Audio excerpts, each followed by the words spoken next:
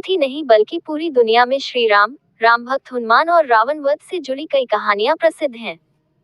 वाल्मीकि रामायण के अलावा भी कई देशों में रामायण के अलग अलग संस्करण मौजूद हैं। ऐसी ही दो रामायण में रावण की बेटी का भी जिक्र किया गया है। इतना ही नहीं, रामायण के इन संस्करणों में रावण की बेटी को हनुमान जी से प्रेम होने का उल्लेख भी किया गया है। हालांकि वाल्मीकि रामायण या तुलसीदास जी के रामचरितमानस में रावण की बेटी का जिक्र नहीं मिलता है। थाईलैंड की रामकेन रामायण और कंबोडिया की रामकेन रामायण में रावण की बेटी का उल्लेख किया गया है। इसके अनुसार रावण के 3 पत्नियों से 7 बेटे थे। इनमें पहली पत्नी मंदोदरी से 2 बेटे मेघनाद और अक्षय कुमार थे। वहीं दूसरी पत्नी धन्यमालिनी से अतिकाय और त्रिशिरा नाम के 2 बेटे थे। तीसरी पत्नी से प्रहस्त, नरांतक और देवांतक नाम के 3 बेटे थे।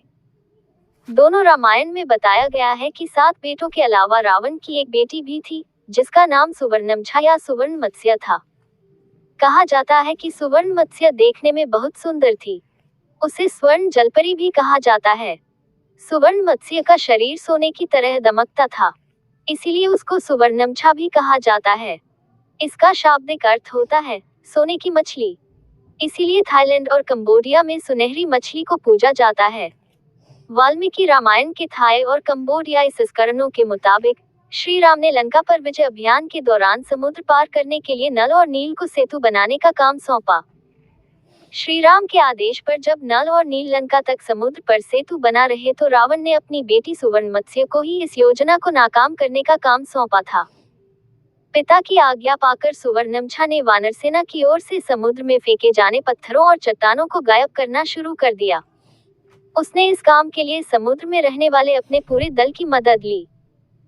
रामकेन और रामकेर रामायण में लिखा गया है कि जब वानर सेना की ओर से डाले जाने वाले पत्थर गायब होने लगे तो हनुमान जी ने समुद्र में उतरकर देखा कि आखिर ये चट्टानें जा कहाँ रही हैं।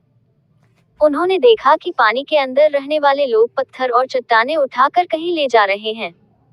उन्होंने उनका पीछा किया तो देखा कि एक मत्स्य कन्या उनको इस कार्य के लिए निर्देश दे रही है। कथा में कहा गया है कि सुवर्णमछा ने जैसे ही हनुमान जी को देखा, उसे उनसे प्रेम हो गया। हनुमान जी सुवर्णमछा के मन की स्थिति भांप गए। वो सुवर्णमछा को समुद्र तल पर ले गए, पूछा कि आप कौन है देवी। सुवर्णमछा ने बताया कि वह रावण की बेटी है। फिर रावण उसे समझाया कि रावण क्या गलत कार्य कर रहा है। हनुमान जी के समझाने पर सुवर्णमछा ने सभी चट्टानों को लौटा दिया और राम सेतु के निर्माण का कार्य पूरा हुआ।